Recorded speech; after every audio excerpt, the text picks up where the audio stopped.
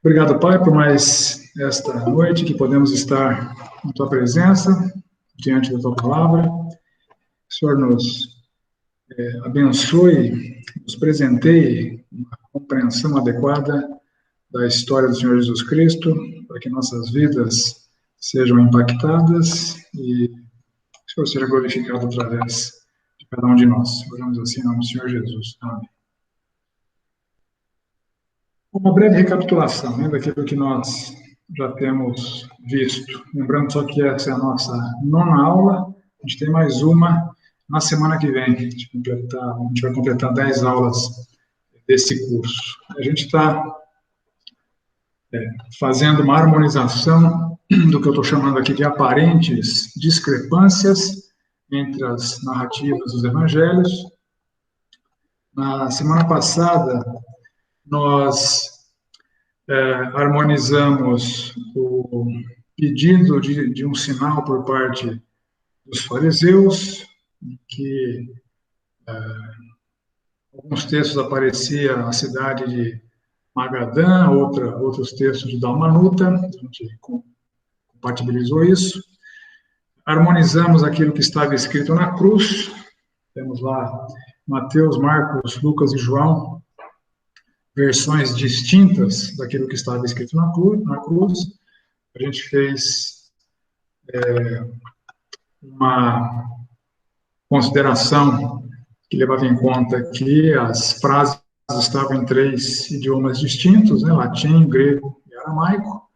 Isso, aliado à seletividade de um ou outro evangelista, produziu aquelas versões diferentes, mas elas não são conflitantes, elas só estão registradas em grego de maneira diferente do que os outros evangelistas falavam. Nós compatibilizamos o diálogo com o jovem rico, a negação de Pedro em relação a Jesus e as palavras do centurião durante a crucificação do Senhor Jesus.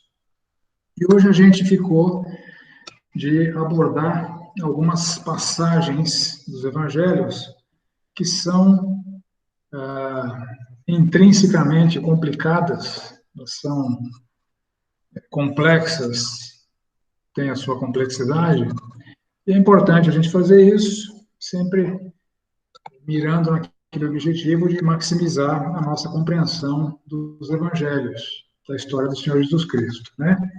E a primeira passagem que nós vamos mirar na aula aqui é aquela de Mateus 12, 31 a 32. Eu deixei como lição de casa, né, para vocês pesquisarem, averiguarem se encontravam uma explicação plausível para explicar esse pecado, e também deixei como lição de casa o suposto ensino de Jesus a respeito da salvação pelas obras de João 5, 28 e 29. Né? Vamos ler o texto lá, começando com Mateus 12, 31 e 32. Por isso vos declaro, todo pecado e blasfêmia serão perdoados aos homens, mas a blasfêmia contra o Espírito não será perdoada. Se alguém proferir alguma palavra contra o Filho do Homem, ser-lhe-á isso perdoado, mas se alguém falar contra o Espírito Santo, não lhe será isso perdoado, nem neste mundo, nem no porvir. Em função dessa passagem, eu elenquei 4 dificuldades para vocês averiguarem, né, se conseguiam encontrar explicações plausíveis. Primeira dificuldade, significado de blasfemar contra o Espírito Santo, o que significa isso? Segunda dificuldade, por que a blasfêmia contra o Espírito, contra o Filho, tem perdão, mas a blasfêmia contra o Espírito não tem perdão? Terceira dificuldade, por que esse pecado especificamente não tem perdão? Se Cristo morreu por todos os pecados, por que esse ficou de fora? E a quarta dificuldade, como alguém pode cometer tal pecado nos dias de hoje. Alguém conseguiu descobrir alguma coisa e gostaria de compartilhar aqui com o grupo? Dou-lhe uma? Dou-lhe duas? Não vou falar só eu mesmo, então. Dou-lhe três. Deixa eu apresentar para vocês, então, a minha proposta de solução. Não é minha, obviamente, né? Isso eu descobri aqui nas minhas pesquisas. Esse texto, junto com alguns outros textos da Bíblia, compõe aquele grupo de passagens sobre as quais dá para a gente ser dogmático.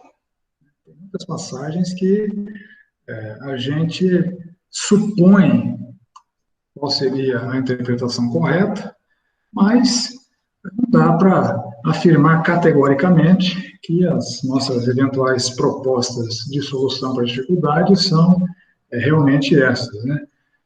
Estou lembrando aqui da passagem de 1 Coríntios 15, em que Paulo menciona o batismo pelos mortos. Estou lembrando aqui a passagem de Pedro, que fala que Jesus desceu e pregou aos espíritos em prisão.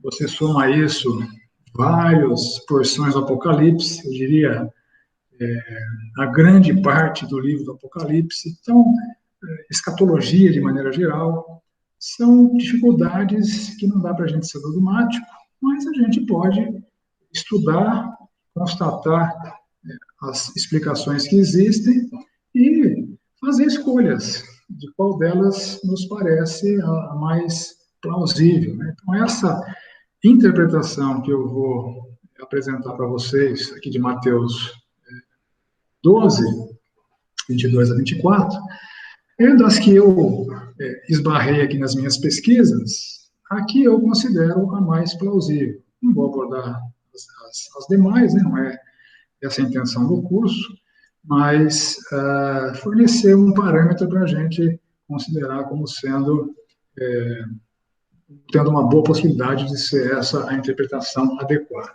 O fato é que aqueles fariseus que receberam essa dura afirmação do Senhor Jesus Cristo, eles testemunharam a manifestação do Senhor Jesus Cristo de maneiras muito vívidas, coisa que nós não temos hoje. Hoje a gente não está vendo o Senhor Jesus realizar milagres. Eles estavam.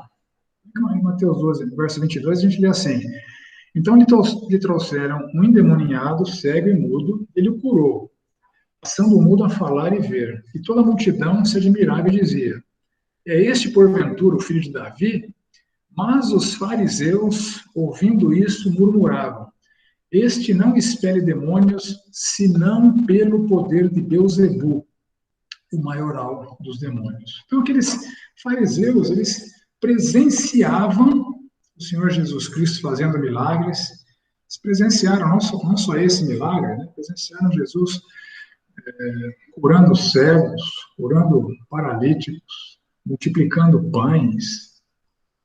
Enfim, eles presenciaram todos esses milagres do Senhor Jesus Cristo e, ao invés de se deixarem convencer pela força da evidência, eles insistiam em afirmar que o poder de Jesus não era o poder do Espírito Santo, era o poder de Satanás, o poder de Beelzebu.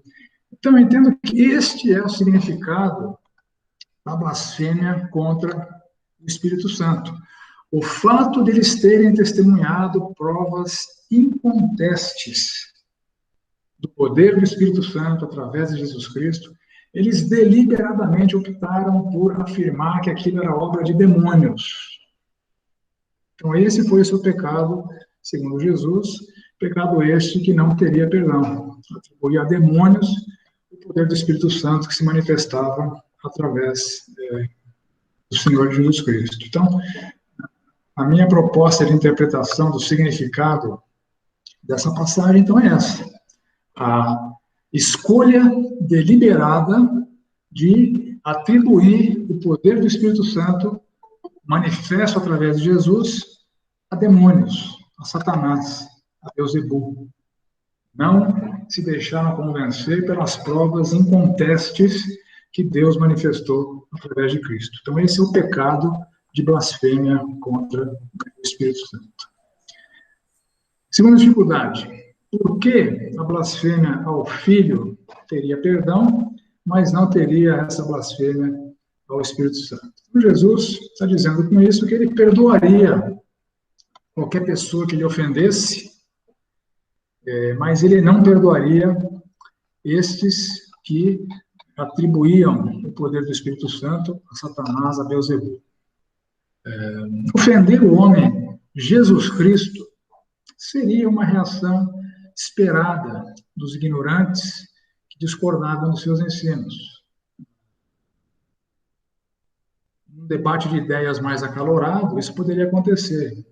Paulo foi alguém que considerou Jesus Cristo como sendo alguém extremamente nocivo ao judaísmo. Entretanto, ele foi alcançado por Cristo e foi perdoado. Agora, a ofensa ao Espírito significa essa permanência obstinada na incredulidade depois da prova inconteste do poder de Deus. Então, esses que amaldiçoaram o privilégio de terem sido testemunhas oculares, eles passaram do ponto de retorno, passaram do ponto da possibilidade de se arrependerem. Por isso que a ofensa que eles fazem contra o Espírito não tem perdão. Ô, Vlá, até porque que é através do Espírito que vem o juízo, né? Que o próprio Jesus fala em João 14. Né? Que vem como é? O versículo? Convencerá o mundo do pecado, da justiça e do juízo. Da justiça e do juízo, isso. Né? Então, quer dizer, blasfemando o Espírito Santo, quem iria convencê-los disso? Então, essa posição deles, obstinada na incredulidade diante das provas incontestes, e a sua opção por amaldiçoar o Espírito Santo, isso fez deles pessoas que não receberiam o perdão do Senhor Jesus Cristo. Mas alguém poderia perguntar, poxa, mas Jesus não morreu por todos os pecados? Essa é a terceira dificuldade, né?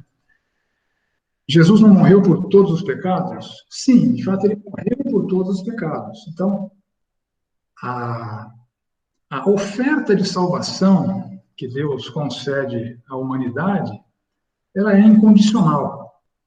Jesus morreu por todos os pecados, e todo aquele que nele crê pode ter a vida eterna. Entretanto, a eficácia do perdão, a consumação do perdão, a efetividade do perdão é concedida mediante a condição da fé. Percebe? A oferta é incondicional, a eficácia está condicionada à resposta de fé. Então, aqueles camaradas, eles não receberam perdão porque permaneceram na sua obstinação de não crer. Então, a sua obstinação pela incredulidade, depois da prova inconteste dos milagres espetaculares, inexplicáveis, que Jesus fazia, que só poderiam ser atribuídos a Deus, eles optaram por permanecerem obstinados, rebeldes, se recusando a crer.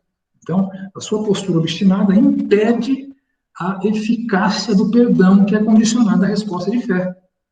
Por isso eles não recebem perdão, porque a sua obstinação pela incredulidade prevaleceu. E eles optaram por blasfemar contra o Espírito Santo, depois de virem tudo o que viram, todos os milagres, provas incontestáveis do poder de Deus, coisa que nós não temos hoje. O Senhor Jesus Cristo não está encarnado na Terra executando milagres. Nós não somos testemunhas oculares da sua majestade. Eles foram. Ô, Vlad. Oi. Eu vi um estudo né, da lição que você passou, e eu vou, se você me permitir, tem um parágrafozinho que ele fala que quem rejeita o espírito e o sangue permanece nas obras mortas, no pecado, e a blasfêmia contra o espírito consiste exatamente na recusa de aceitar esta remissão, de que ele é o dispensador íntimo e que pressupõe a conversão verdadeira, por ele operada na consciência. Essa alternativa é uma das que eu averiguei, mas ela está ligeiramente diferente da que eu estou propondo aqui. Hoje é possível ser obstinado e não crer, mas hoje nós não somos testemunhas oculares do poder e da majestade de Deus. Então eu entendo que a blasfêmia contra o Espírito Santo, isso nos remete à quarta dificuldade, como é que alguém comete esse pecado hoje? Segundo a sua proposta aí, a blasfêmia contra o Espírito Santo seria a permanência no estado de obstinação, nos dias de hoje. Mas, esta permanência no estado de obstinação, na recusa de crer, ela pode ser revertida a qualquer momento na vida de uma pessoa. Alguém pode ser hostil ao Evangelho o tempo todo até que se converte. A minha história foi assim. Eu sempre fui muito hostil ao Evangelho, até que eu me converti, até que eu fui convertido, na verdade, né? Então, a diferença é que nós não somos testemunhas oculares das provas incontestáveis do poder do Senhor Jesus Cristo. Ele não está mais encarnado na Terra, fazendo milagres pelo poder do Espírito Santo, e aqueles camaradas foram.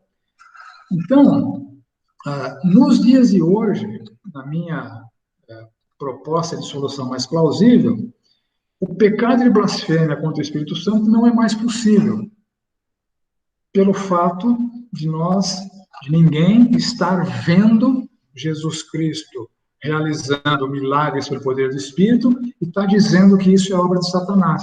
Isso não acontece mais hoje, simplesmente porque o Senhor Jesus não está mais encarnado, realizando seus milagres pelo poder do Espírito Santo.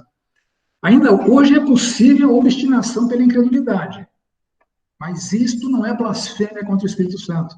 Essa obstinação pela incredulidade ela pode ser revertida em algum momento da vida da pessoa. É óbvio que a pessoa que morrer antes de se converter, ela está condenada, mas isso é diferente da blasfêmia contra o Espírito Santo. Os que permanecem na obstinação pela incredulidade, eles também ficam sem o perdão, que é condicionado à resposta de fé. Né? João 5,39, Jesus fala assim: examinai as Escrituras, porque julgais ter nelas a vida eterna, e são elas mesmas que testificam de mim. Contudo, não quereis vir a mim para terdes vida. Então, esse não querer ir a Cristo é algo possível de acontecer hoje, mas isso não é blasfêmia contra o Espírito Santo. Blasfêmia contra o Espírito Santo é ver o Senhor Jesus realizar milagres e dizer que ele está fazendo isso pelo poder de Satanás. Isso não é mais possível nos dias de hoje. Então, tecnicamente, seria um erro afirmar que a rejeição obstinada de hoje é o mesmo pecado que aqueles fariseus cometeram. Não é. É diferente. Aqueles fariseus, eles foram testemunhas oculares da majestade de Cristo. Eles receberam provas incontestáveis e optaram por dizer que o poder que eles estavam vendo se manifestar era o poder de Satanás. Esta é a blasfêmia. Então, são pecados diferentes com desfechos idênticos. O desfecho dos dois pecados é a condenação, tanto dos que morrerem hoje sem se converterem, quanto daqueles fariseus que blasfemaram contra o Espírito Santo. O destino de ambos é a condenação, mas são pecados distintos. Na minha escolha pela alternativa mais plausível, né? Quem nele crê não é julgado, o que não crê já está julgado. Então, qualquer pessoa, hoje, por mais obstinada e rebelde que possa estar contra o Senhor Jesus Cristo, pode vir a se converter um dia. Está cansado de ver isso acontecer. Entretanto, testemunhas oculares do seu poder, da sua majestade, que optaram por blasfemar contra o Espírito Santo, dizendo que aquele poder era de Beelzebul, isso só podia acontecer na época de Jesus Cristo, não acontece mais nos dias de hoje. Como eu disse, essa é uma passagem difícil, essa não é a única alternativa de interpretação, porém, para mim, é a mais plausível. É mais plausível porque pessoas obstinadas, elas podem, eventualmente, voltarem a serem tocadas pelo próprio Espírito Santo e se converterem. Mas isso não aconteceria com aqueles fariseus por conta da sua postura obstinada. Tá claro, gente? De novo, né? Não dá para ser dogmático. É a minha escolha, dentre as alternativas de interpretação, a que me pareceu mais plausível. Ok? João 5, 28 e 29. Oi, alguém quer falar? Desculpa, você poderia só repetir a segunda pergunta que você fez, só para eu anotar aqui que eu me perdi? Foi a primeira. A segunda pergunta foi: por que a blasfêmia ao Filho tem perdão, mas não ao Espírito? Ah, sim. Tá? E essa apostila, todas as apostilas das minhas aulas, elas estão disponíveis na internet, tá? Então, tudo que eu estou falando aqui está bem documentadinho. Vou deixar para vocês lá. Então, se você não conseguir tomar nota de tudo, fica tranquilo que tem, vai estar disponível lá na internet. Tá bom? Legal, obrigada. Então, João 5, 28 e 29. Jesus fala o seguinte: não vos maravilheis disso, porque vem a hora em que todos os que se acham nos túmulos ouvirão a sua voz e sairão. Os que tiverem feito o bem para a ressurreição da vida e os que tiverem praticado o mal para a ressurreição do juízo. Então, a dificuldade aqui é o seguinte: será que o Senhor Jesus está ensinando que a salvação é pelas obras, é pelo que a pessoa faz? Ele diz aqui, né, os que tiverem feito o bem para a ressurreição da vida e os que tiverem praticado o mal para a ressurreição do juízo. Os que fizeram bem ressuscitarão para a vida, os que fizerem o mal, ressuscitação para a morte. Será que isso não é um ensino de Jesus sobre a salvação pelas obras? A solução para esta dificuldade é a solução para a maioria das dificuldades bíblicas. Então, não só os evangelhos precisam ser harmonizados entre si, como todas as passagens da Bíblia precisam ser harmônicas entre si. Então, nenhuma interpretação de uma passagem que contraria o ensino explícito de outra passagem é verdadeira. Então, se a gente examinar esse próprio contexto do capítulo 5 de João, no verso 24, a partir do verso 24, a gente lê o seguinte: na verdade, eu vos digo que quem ouve a minha palavra e crê naquele que me enviou tem a vida eterna e não entrará em condenação, mas passou da morte para a vida. Então, olha só, Jesus Cristo está ensinando a salvação pela fé nesse próprio contexto. Então, a gente não pode dizer que João 5, 28 e 29 é o ensino de Jesus sobre a salvação pelas obras, porque alguns versos antes ele já ensinou que ele já ensinou que ele está propondo a salvação pela fé. Quem ouve a minha palavra e crê naquele que me enviou tem a vida eterna e não entra em condenação, mas passou da morte para a vida. Então, todo o Novo Testamento está fundamentado neste ensino de que a salvação é pela fé, exclusivamente pela fé. Isso ecoa nas páginas do Novo Testamento com muita força, reverbera com muita clareza.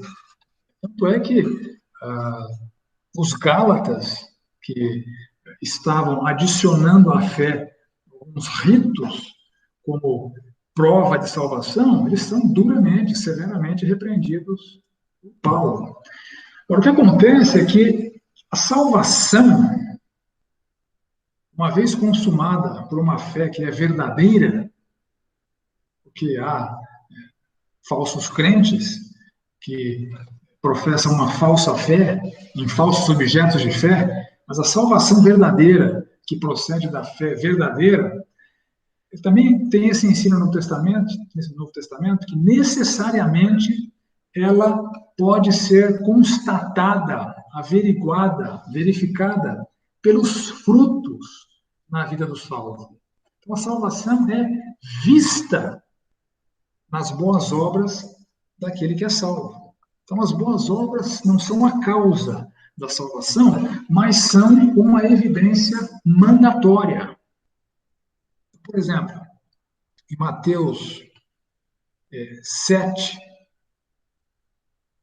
o Senhor Jesus fala assim, a partir do verso 13: Entrai pela porta estreita, larga a porta, espaçoso o caminho que conduz para a perdição, e são muitos os que entram por ela. Porque estreita é a porta e apertado o caminho que conduz para a vida, e são poucos os que acertam com ela. Acautelai-vos os falsos profetas, que se nos apresentam disfarçados em ovelhas, mas por dentro são lobos roubadores. Pelos seus frutos os conhecereis. Colhem-se, porventura, uvas dos espinheiros, ou figos dos abrolhos? Assim, toda árvore boa produz bons frutos, porém a árvore má produz frutos maus. Não pode a árvore boa produzir frutos maus, nem a árvore má produzir frutos bons. Toda árvore que não produz bom fruto é cortada e lançada ao fogo. Então, a gente vê aqui que o Senhor Jesus ensina que a evidência da fé verdadeira, da salvação genuína, são os frutos, são as boas obras. A teologia correta vem acompanhada da moralidade correta.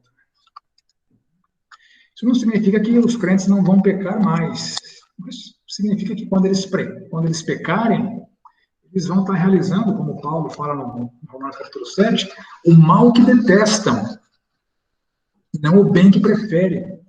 Eles estão convencidos do que é bom, eles estão labutando para praticar o que é bom, e eventualmente eles vão tropeçar. Mas a evidência da salvação é essa busca contínua, constante, pela conformação do nosso caráter ao caráter do Senhor Jesus Cristo. Então, os bons frutos são uma evidência necessária à salvação genuína, à salvação verdadeira. Outros textos do Novo Testamento, né, que são muito claros, né, Efésios 2, de 8 a 10, que eu mencionei semana passada, né? Pela graça sois salvos, mediante a fé, isto não vem de vós, é dom de Deus, não de obras, para que ninguém se glorie, pois somos feitura dele criados em Cristo Jesus para boas obras, as quais Deus de antemão preparou para que andássemos nelas. Então, as boas obras não são a causa da salvação, elas são a consequência inevitável, o desdobramento da vontade de Deus para as nossas vidas, derivado da salvação genuína. Então, Jesus não está ensinando a salvação pelas obras, muito pelo contrário, o Senhor Jesus, no próprio contexto, ensina a salvação pela fé, no verso 24, e em outros textos, vou citar mais um pelo menos, o Senhor Jesus ensina muito enfaticamente que a salvação é exclusivamente pela fé. Em João 6, depois da multiplicação dos pães, Jesus fala assim: trabalhai não pela comida que perece, mas pela que subsiste para a vida eterna, a qual o Filho do Homem vos dará, porque Deus, o Pai, o confirmou com seu selo. Dirigiam-se, pois, a ele perguntando: o que faremos para realizar as obras de Deus? E o Senhor Jesus responde: a obra de Deus é esta, que creiais naquele que por ele foi enviado. O ensino de tudo do Senhor Jesus Cristo é justamente o contrário. A salvação pela fé sempre foi. Entretanto, o Senhor Jesus também ensina que o desdobramento necessário da salvação pela fé é a manifestação de boas obras, a presença de frutos na vida daquele que é salvo. Ô, Vlad, uma coisa importante, assim, que é simples, mas é profundo, né? Um outro elemento aí é a graça, né? Onde é que estaria a graça se veio por obras? A graça do Senhor não existe, então, se tivesse isso, né? É por mérito, né? Não faz o mínimo sentido, né? Exato. Se é por obras, não é de graça, é por mérito. Né? Para citar um outro texto do Novo Testamento, Romanos 1, 16 e 17, pois não me envergonho do Evangelho, porque é o poder de Deus para a salvação de todo aquele que crê, primeiro do judeu, também do grego, visto que a justiça de Deus se revela no Evangelho de fé em fé, como está escrito, o justo viverá por fé. A consumação da justiça é pela fé. O justo viverá pela fé, não pelos seus méritos, como consequência daquilo que fez. Então, nós não temos méritos nenhum, não somos salvos por nenhuma obra, mas somos salvos para frutificar, para realizarmos boas obras. Então, as boas obras são evidência de salvação e não a causa de salvação. Da mesma maneira, a falta de boas obras são evidência da perdição. Mateus 7, 20, pelos seus frutos os conhecereis, porque a árvore boa não pode produzir frutos maus, nem a árvore má pode produzir frutos bons. Então, a falta de obras também são evidência da perdição. E às vezes no Novo Testamento, isso acontece nos Evangelhos, eventualmente acontece em outras passagens do Novo Testamento, o salvo, o justo, o Filho de Deus, aquele que recebeu a salvação pela graça porque creu, ele é referenciado pelos seus frutos. O que Jesus está fazendo aqui, os que fizeram o bem sairão para a ressurreição da vida. Os que fizeram o bem é só um rótulo para designar aqueles que de fato foram salvos pela fé. Me lembro, só para ilustrar essa verdade, eu me lembro quando meu filho Rodrigo passou no vestibular, teve uma festa lá no ângulo, né, onde ele estudava, e todos os aprovados estavam carecas, os homens, né, obviamente, estavam carecas e pintados. Unicamp, USP, etc.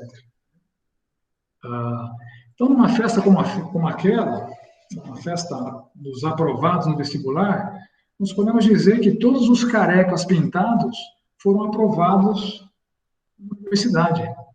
Ora, eles não foram aprovados porque ficaram carecas e porque foram pintados. Eles foram aprovados porque passaram no vestibular. Mas eles ficaram carecas e pintados porque foram aprovados. É a mesma coisa, né? Só para ilustrar a diferença. Então, o fazer, aqueles que fazem o bem, é um rótulo para os que são verdadeiramente salvos, porque o fazer o bem é um desdobramento necessário, mandatório da sua verdadeira salvação pela graça, mediante a fé. Claro, gente? Ok. Vamos para o próximo tópico aqui, de passagens mais difíceis. Em alguns textos, parece que o Senhor Jesus está ensinando que a salvação pode ser perdida. Por exemplo, Mateus 4, a partir do verso 21, a gente vê assim: também lhes disse, vem porventura a candeia para ser posta debaixo do alqueire, do cesto, né, da vasilha, ou da cama, não vem antes para ser colocada no velador? Pois nada está oculto, senão para ser manifesto, e nada se faz escondido, senão para ser revelado. Se alguém tem ouvidos para ouvir, ouça. Então lhes disse: atentai no que ouvis, com a medida com que tiverdes medido, vos medirão também, e ainda se vos acrescentarão. Pois ao que tem, se lhe dará, e ao que não tem, até o que tem lhe será tirado. Parece ensino de perda de salvação. Outro, Lucas 3, de 8 e 9. Produzi, pois, frutos dignos de arrependimento, e não comeceis a dizer entre vós mesmos, temos por pai Abraão, porque eu vos afirmo que dessas pedras Deus pode suscitar filhos de Abraão. E também já está posto o machado à raiz das árvores. Toda árvore, pois, que não produz bom fruto, é cortada e lançada ao fogo. Então, parece que o Senhor Jesus também está dizendo que o crente que não tem boas obras, ele vai perder a sua salvação. Outra, Mateus 25, a gente lê assim, a partir do verso 14. Pois será como um homem que, ausentando-se do país, chamou seus servos e lhes confiou seus bens. A um deu 5 talentos, a outro 2 e a outro 1, cada um segundo a sua própria capacidade. Então partiu. O que recebera 5 talentos, saiu imediatamente a negociar com eles e ganhou outros 5. Do mesmo modo, o que recebera 2, ganhou outros 2. Mas o que recebera 1, saindo, abriu uma cova e escondeu o dinheiro do seu senhor. Depois de muito tempo, voltou o senhor daqueles servos e ajustou contas com eles. Então, aproximando-se, o que recebera 5 talentos, entregou outros 5, dizendo, Senhor, confiaste-me 5 talentos, eis aqui outros 5 que ganhei. Disse-lhe o Senhor, muito bem, servo bom e fiel, foste fiel no pouco, sobre muito te colocarei, entra no gozo do teu Senhor. Aproximando-se também o que recebera 2 talentos, disse, Senhor, 2 talentos me confiaste, aqui tem outros 2 que ganhei. Disse-lhe o Senhor, muito bem, servo bom e fiel, foste fiel no pouco, sobre o muito te colocarei, entra no gozo do teu Senhor. Chegando por fim o que recebera 1 talento, disse, Senhor, sabendo que és homem severo, que ceitas onde não semeaste e ajuntas onde não espalhaste, receoso, escondi na terra o teu talento, que tens o que é teu. Respondeu-lhe, porém, o Senhor, servo mau e negligente, sabias que ceifo onde não semeei, ajunto onde não espalhei? Cumpria, portanto, que entregasses o meu dinheiro aos banqueiros, e eu, ao voltar, receberia com juros o que é meu. Tirai depois o talento e dai ao que tem 10. Porque tudo que tem se lhe dará, e terá em abundância. Mas ao que não tem, até o que tem lhe será tirado. E o servo inútil, lançai-o para fora nas trevas, ali haverá choro e ranger de dentes. Também dá a impressão que este que era servo do Senhor, recebeu uma dádiva do Senhor, que ele deveria multiplicar, mas não multiplicou. Por não ter multiplicado, parece que ele perdeu a condição de servo. É o que não tem, até o que tem, lhe será tirado. Então, ao invés de entrar no gozo do Senhor, assim como os outros 2 anteriores, é considerado inútil, lançado nas trevas, no inferno, e ali haverá choro e ranger de dentes. Parece também que Jesus está ensinando a perda de salvação. Isso são exemplos, né? Há outras passagens em que esta aparente afirmação do Senhor Jesus diz respeito à perda de salvação. Então, como é que a gente soluciona essa dificuldade? Então, essa percepção de que Jesus ensina a perda de salvação só se dá nas passagens dos evangelhos se essas passagens não forem harmonizadas com as outras passagens que afirmam justamente o contrário. E se esses textos dos evangelhos não forem harmonizados com o restante da Bíblia, que ensina justamente o contrário, ensina a segurança da salvação. E assim como a salvação não é conquistada por nós, ela é recebida pelos méritos de Cristo, a manutenção da condição de salvos também não é conquistada por nós. Ela é concedida pelo poder, pela graça de Cristo. Então, Assim, nenhuma compreensão ou interpretação da Bíblia pode contradizer ensinos da própria Bíblia. Nós não podemos dizer que Jesus ensina a perda de salvação, porque Jesus explicitamente, em outros textos, fala justamente o contrário. Então, harmonizando primeiro com o Novo Testamento, pegar duas passagens do Novo Testamento que nos ensinam sobre a segurança da salvação. Romanos 8, 35 e 39, e Efésios 1, 13 e 14. Há muitas outras, né? Vamos ficar com essas duas aqui na nossa aula. Romanos 8. Quem nos separará do amor de Cristo? Será tribulação, angústia, perseguição, fome, nudez, perigo, espada? Está escrito, por amor de ti, somos entregues à morte todo dia. Somos considerados como ovelhas para o matadouro. Em todas essas coisas, porém, somos mais que vencedores, por meio daquele que nos amou. Porque eu estou bem certo de que nem a morte, nem a vida, nem os anjos, nem principados, nem coisas do presente, nem do porvir, nem os poderes, nem a altura, nem a profundidade, nem qualquer outra criatura poderá separar-nos do amor de Deus que está em Cristo Jesus, nosso Senhor. Paulo enaltecendo esse vínculo perpétuo do crente com o amor de Deus, sendo que nem um poder natural ou sobrenatural pode romper esse vínculo. Quando alguém é declarado justo por Deus, quando alguém é salvo por Deus, esse é um decreto irreversível. Esse conceito também está presente lá em Efésios capítulo 1, a partir do verso 13. Em quem também vós, depois que ouvistes a palavra da verdade, o evangelho da vossa salvação, tendo nele também crido, fostes selados com o Espírito Santo da promessa, o qual é o penhor da nossa herança até o resgate da sua propriedade em louvor da sua glória.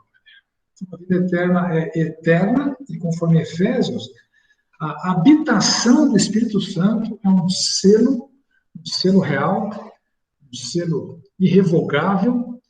O Espírito Santo que habita em nós é uma garantia de que nós receberemos a herança que temos nos céus, até o dia em que ele resgatar a sua propriedade, que somos nós, né, para o louvor da sua glória. Então, o selo do Espírito garante a nossa salvação, somos garantidos esse vínculo do amor de Deus, nenhum poder natural ou sobrenatural pode romper isso, e o próprio Senhor Jesus Cristo ensinou isso com muita clareza.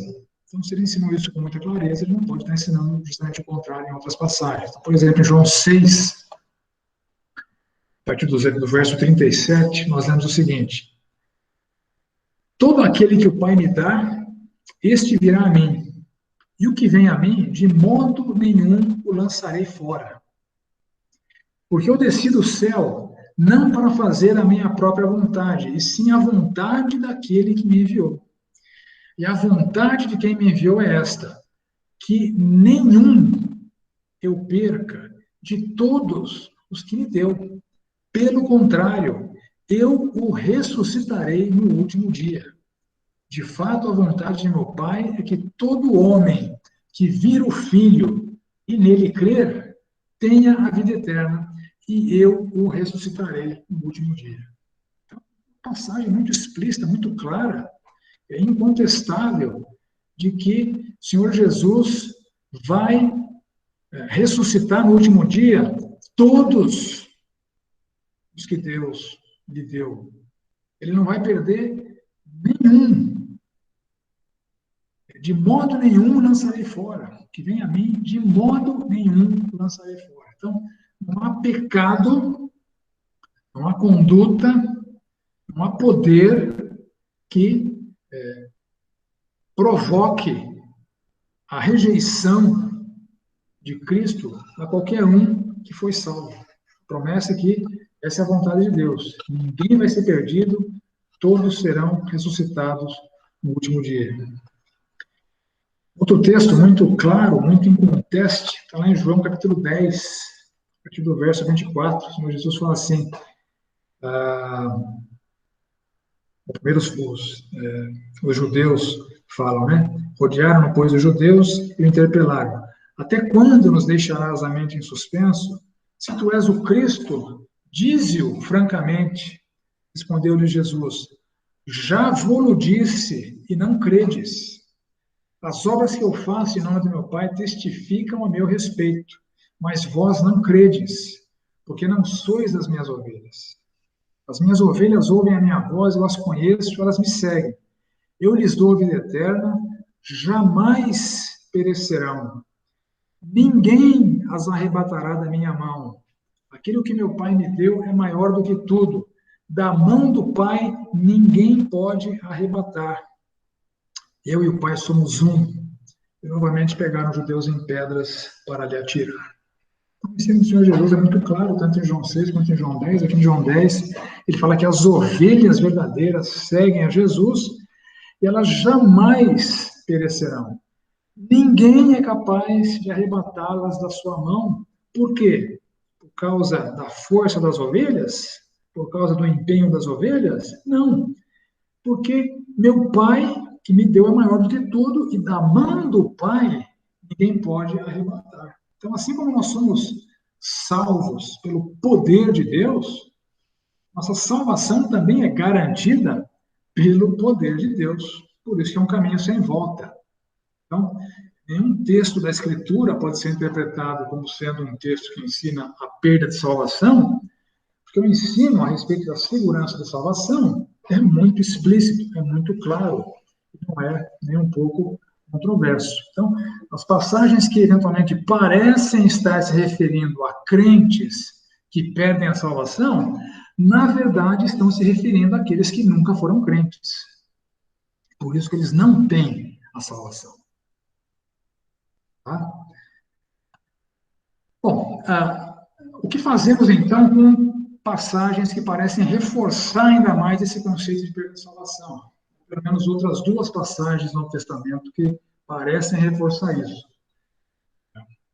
Já é um pouquinho do nosso assunto, mas dentro ainda do grande tema, né? Jesus Cristo ensina a perda de salvação? Não, porque o Novo Testamento ensina justamente o contrário. Mas esses textos do Novo Testamento que parecem ensinar a perda de salvação? É o mesmo princípio, eles têm que ser harmonizados por essa verdade basal de que a salvação é garantida pelo poder de Deus. Então, estou me referindo ao texto de Hebreus, capítulo 6, de 4 a 8, vou gastar só uns minutinhos com ele. É impossível, pois, que aqueles que uma vez foram iluminados e provaram o dom celestial, se tornaram participantes do Espírito Santo, provaram a boa palavra de Deus e os poderes do mundo vindouro e caíram. Sim, é impossível outra vez renová-los para arrependimento, visto que de novo estão crucificando para si mesmos o Filho de Deus e expondo a ignomínia. Porque a terra que absorve a chuva que frequentemente cai sobre ela e produz erva útil para aqueles por quem é também cultivada, recebe bênção da parte de Deus. Mas se produz espinhos e abrolhos, é rejeitada, perto está da maldição, e o seu fim é ser queimada. Aqui, de novo, parece que ele está se referindo a crentes que foram iluminados, que provaram o dom celestial, que se tornaram participantes do Espírito Santo e que caíram, sendo que é impossível outra vez renová-los para arrependimento. Como é que a gente entende isso? E a segunda passagem, 1 Timóteo 4, de 1 a 2. Ora, o Espírito afirma expressamente que nos últimos tempos alguns apostatarão da fé, por obedecerem a espíritos enganadores e a ensino de demônios, pela hipocrisia dos que falam mentiras e têm cauterizada a própria consciência. Então, Paulo fala aqui para Timóteo dos apóstatas, daqueles que apostatarão da fé, cometerão o pecado de apostasia, que obedeceram a espíritos enganadores e ensinos de demônios, se afastaram da sã doutrina, se afastaram da verdade salvadora, então esse é o pecado da apostasia. Bom, começando aqui pelo pecado da apostasia, então. O pecado de apostasia, do qual trata 1 Timóteo 4,12, não diz respeito a um crente que perdeu a sua fé e perdeu a sua salvação. Por quê? Porque o Novo Testamento ensina justamente o contrário. O crente está garantido pelo poder de Deus. Que a fé, que é um dom de Deus, ela permanecerá como dom de Deus ao longo de toda a vida desse que crê. Então, a apostasia, de 1 Timóteo 4, de 1 a 2, é um pecado não de crente, não de trigo, mas de joio. Porque o ensino do Novo Testamento também é muito claro em dizer que tem gente no meio das ovelhas, ou tem no meio do trigo, quem parece muito com trigo. O joio é uma planta muito parecida com a do trigo. O caule é semelhante, as folhas são semelhantes, o bago é semelhante, mas não é trigo, é joio.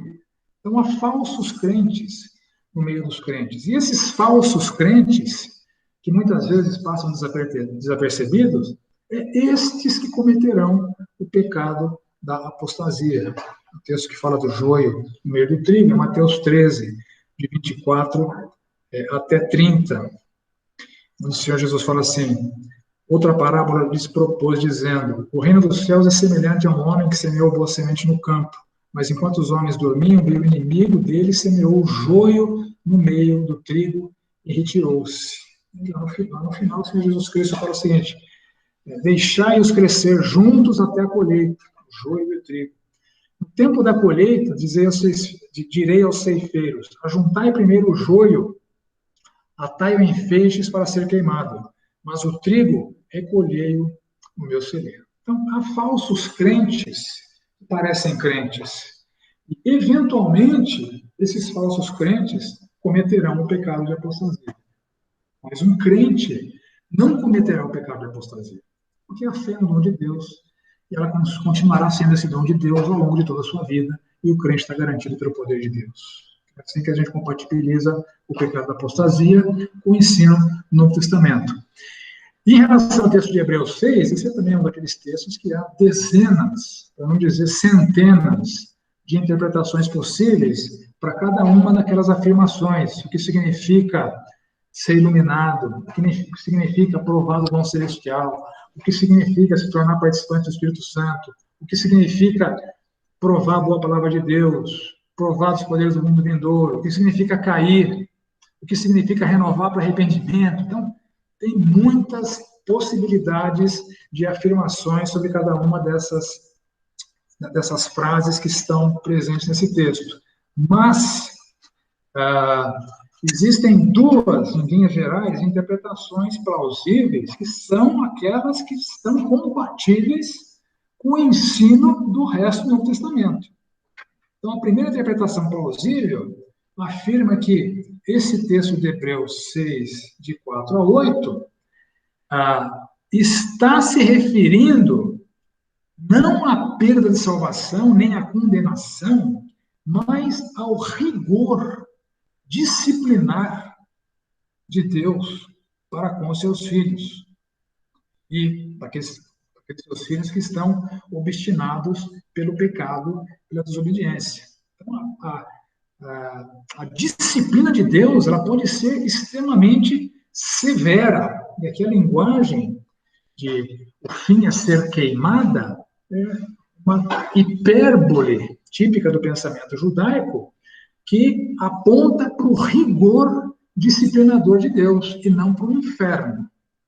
Então, esta a interpretação é plausível porque está compatível com o resto do Novo Testamento que ensina a segurança da salvação. Então, o texto estaria se referindo a filhos de Deus que seriam duramente disciplinados por conta da sua obstinação pelo pecado. É o que aparece lá, por exemplo, em Hebreus 10, 25 a 31, onde ele fala assim: não deixemos de congregar-vos como é costume de alguns, antes façamos admoestações, tanto mais quanto vedes que o dia se aproxima. Porque se vivermos deliberadamente em pecado, depois de termos recebido o pleno conhecimento da verdade, já não resta sacrifício pelos pecados. Pelo contrário, certa expectação horrível de juízo e fogo vingador prestes a consumir os adversários. Sem misericórdia, morre pelo depoimento de duas ou três testemunhas, quem tiver rejeitado a lei de Moisés.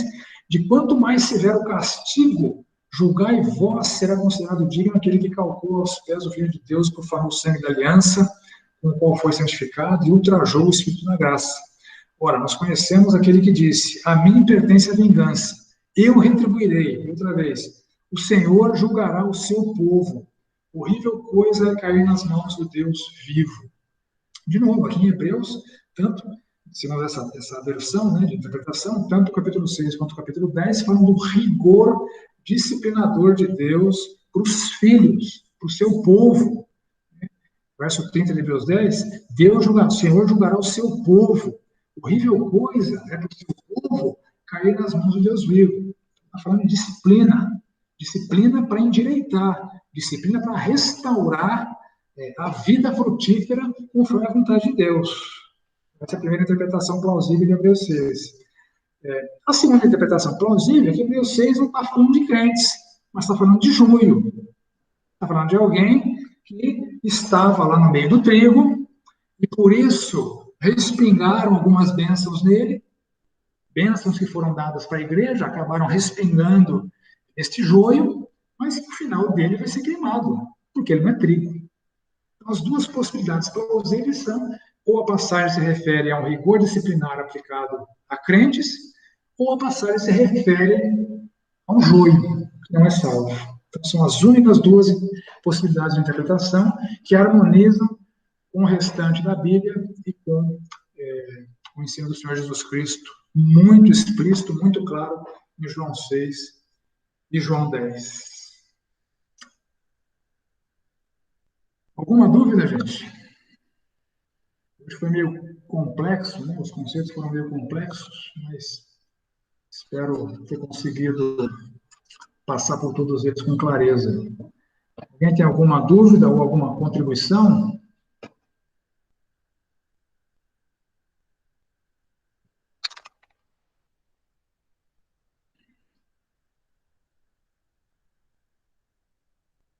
Ok, faltam 2 minutos para as 9 horas. Não vou conseguir abordar o próximo tópico, mas fica com lição de casa de novo, para vocês averiguarem qual entendimento adequado para essas duas passagens que estão lá em Mateus 24, 36 e Marcos 13, 32, que falam de uma ignorância de Jesus a respeito do dia e da hora que ele vai retornar. Ele fala assim, mas a respeito daquele dia e hora, ninguém sabe, nem os anjos dos céus, nem o Filho, senão o Pai. Em Marcos 13, 32, mas a respeito daquele dia ou hora, ninguém sabe, nem os anjos do céu, nem o Filho e nem o Pai. Ora, se Jesus Cristo é Deus, e se Deus é onisciente, como o Deus onisciente, Jesus Cristo, podia se dizer ignorante em relação à data e à hora da sua volta. Estudem as possibilidades, semana que vem a gente conversa sobre elas. Ok, meus queridos? Alguém tem alguma consideração? Legal, Vlad, muito claro, muito tranquilo aí, viu? Leonasmo, obrigado. Ok, meus irmãos, oremos então, encerrando o nosso tempo. Yuri, está aí ainda? Estou aqui, cavaleiro. Por favor, dirija a gente a oração agora. Certamente, oremos. Senhor, nós te damos graças, ó Deus, nós louvamos o teu nome, porque na tua graça, no teu conhecimento, na tua onisciência, o Senhor deixou as tuas verdades escritas, ó Deus, na tua palavra, para que pudéssemos usufruir dela, ó Deus, e termos vida.